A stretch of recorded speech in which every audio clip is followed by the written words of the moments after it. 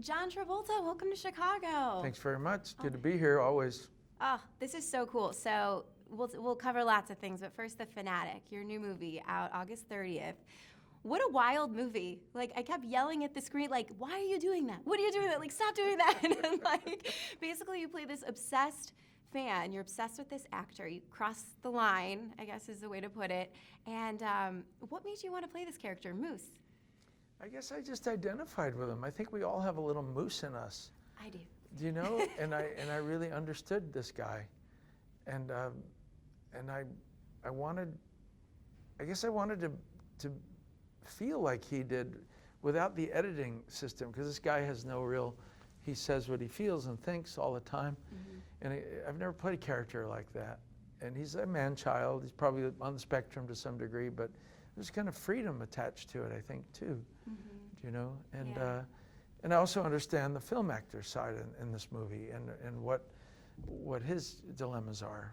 You know.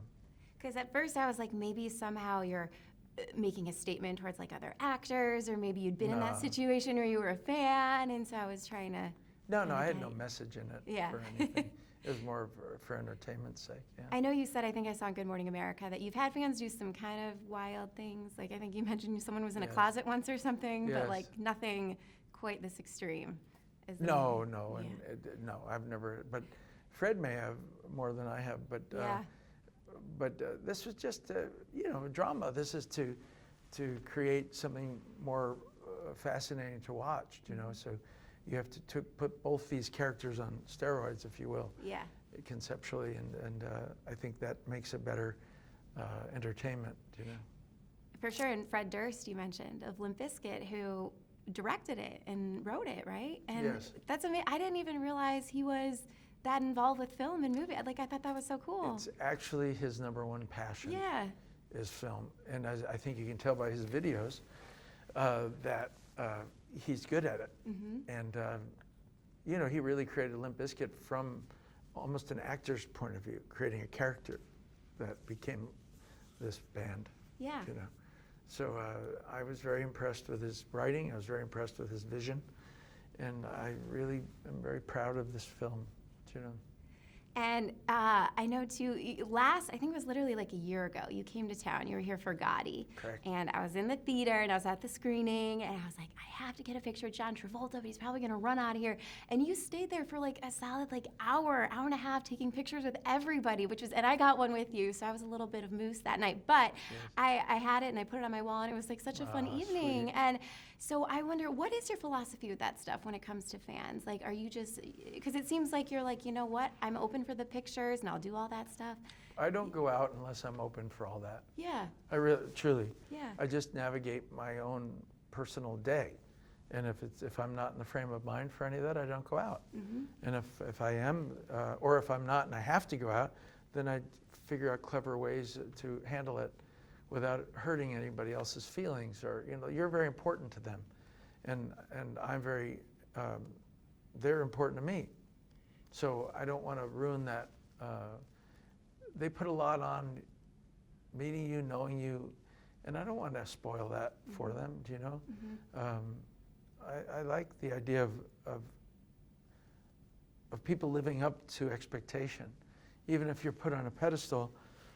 Maybe the least you can do is, maybe you can't live up to a character's pedestal, but you can at least be your best self for someone. Definitely. And is there anything, if you weren't John Travolta, that you'd love to go out and do? Like something, like the first thing you'd do if you weren't going to be recognized or anything? Probably be in the middle of a concert with a crowd, or middle of a ball game. I've done that, but it's always kind of structured. Those might be fun. Yeah. Shopping at Christmas. Yeah. With no interference or something. Yeah. Might be fun.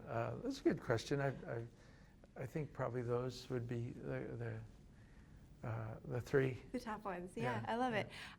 Real quick, you're in the new Pitbull music video, which I feel like you guys, it's like such an uncommon pair, but yet it works at the same time. Yes. Yeah. Again, I'm a fan. When you have love for someone that's very pure, it always works. And hence the new hairdo, right? Yes. You said he inspired you. And that came up with that inspired the clever misidentification where throughout the video you think it's Pitbull, and then boom, it's me. And that made it fun. And then also I got a chance to dance again. I hadn't danced in years. I was going to say, who's the better dancer? You or Well, Pitbull? I love watching him dance, but you know, I have a specific history of dance, so mine's I don't know, it's just different, but he's fun to watch. Yeah. He's a blast to watch. Oh, I bet. So last question. So I know you love to fly. Why do you like to fly? I know you're a big flyer. Why did you get into it? Oh gosh, it was my own personal interest that had to do with, I loved how aircraft looked. I loved what they could do, that they could suspend themselves in air and go long distances and take people and I loved everything about it. You know, the sensation of flight. It made me feel extroverted, you know, outside my head. It's utterly always interesting to me. Yeah. You know, it's something that holds my interest and has since I was 4 or 5 years old. Could have been watching the planes go over the house when I was a kid, you know, and being kind of obsessed with them. Yeah, and so I was thinking about it. If you've played so many different characters over the year and so many different people, say you're taking a flight from California to here, so like 4 hours, something like that. Which of your characters would you like to be your passenger next to you? Whether you like give them some advice or like just chit chat with them, because you've played some pretty out there people. Oh my gosh, what a question. What a question. I'd have to really think about that. Who would I want to sit next to? I sat next to Rodney Dangerfield for 8 hours on a plane once. And that wasn't easy, but I loved him. But it was an exhausting trip. Yeah. Gosh, because I like to relax on airplanes, I probably would want someone who would chill with me. So I'm trying to think who would chill with me. Maybe Chili Palmer. Might only talk to you when you wanted to talk. Okay. I think probably he'd be the smartest choice. Okay. Is Chili Palmer. I was even thinking like, I don't know, like Danny Zuko. You could like sing maybe a little, like just be fun or like. Well, you could, but on a public plane, you know. Not so much. Danny Zuko on a private plane. Okay, that'd be more interesting. But Chili Palmer on a public plane. Gotcha. Did you fly here, by the way? I did, yeah. Oh, I love it. You're going to fly to your next destination? Yes, tonight is LA. Okay, all right. I love it. Is it true, too, you used to fly here for family, like incognito a little bit? I used to fly here for years when my sisters lived here. Oh, I love it. From the time I was 9 years old till not that long ago. I was flying here 2-3 times a year to visit them. Oh, wow. Sometimes summer, Christmas, fall, you know, and I loved Chicago was my second home, you know, for a long time. Where were they in Chicago? Well, firstly, it was Elm Street in downtown, near Rush Street. Then it was Evanston, and then it was near the St. Joseph's Hospital, what's that area between Evanston and downtown? There's that. Oh, so like Rogers Park kind of? Yes, there? yes. Like, okay, yeah. Yes. And there's a couple of tall buildings in there that were beautiful. Oh, that nice. They both lived in at one time. Oh. And then their in-laws lived in Park Ridge. Oh, so, I have family in Park Ridge. Oh yeah, so Park Ridge when I was very young.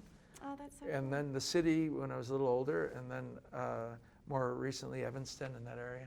But So- not anymore. They're not here anymore. No, they're not here Okay. anymore, Oh. which makes us all sad. Yeah, it is sad, but everyone has to go see The Fanatic August 30th. Thanks so much, John. It was a You're pleasure. welcome. Thank Thank you. you.